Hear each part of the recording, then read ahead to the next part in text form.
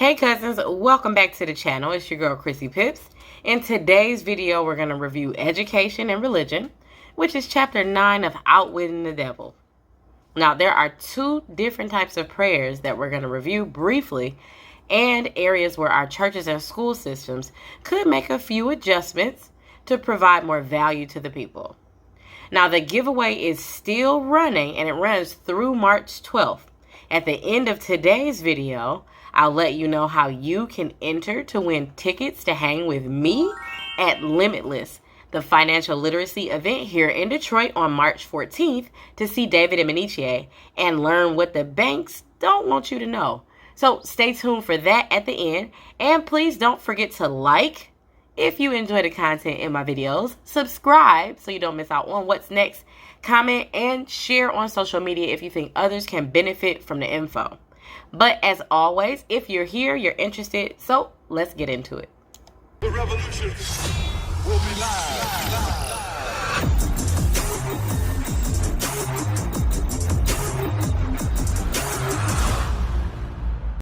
Okay, now there are two different types of prayers that we're going to review briefly.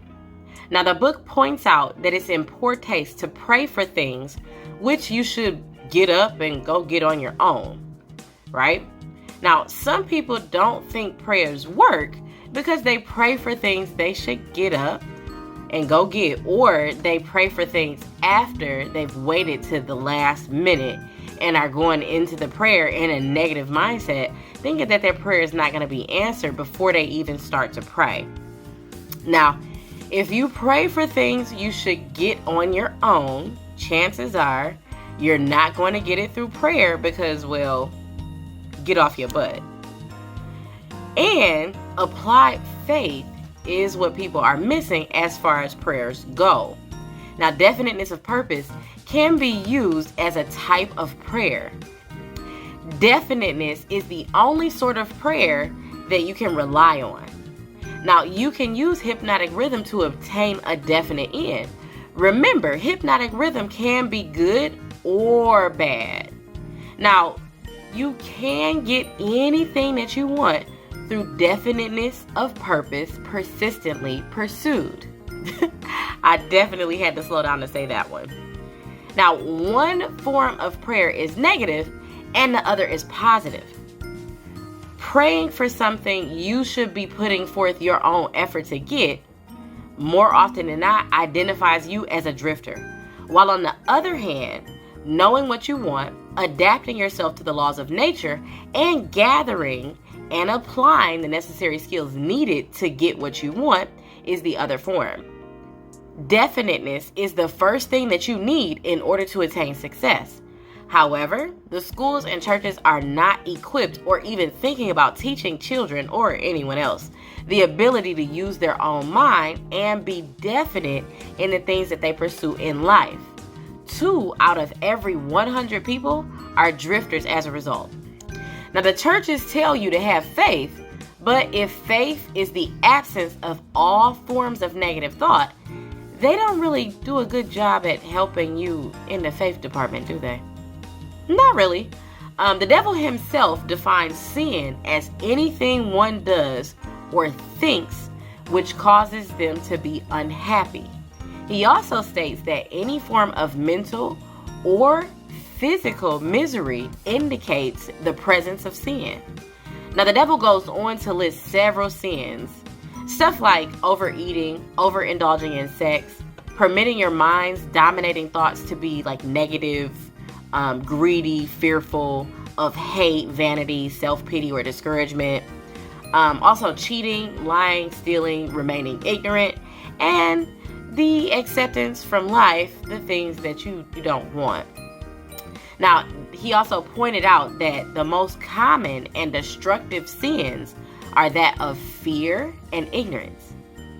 Faith is a state of mind wherein you recognize and use the power of positive thought as a medium by which it acts and draws upon the universal storehouse of infinite intelligence at will.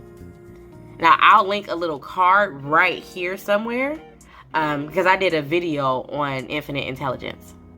And our school system doesn't quite have all the kinks worked out yet either.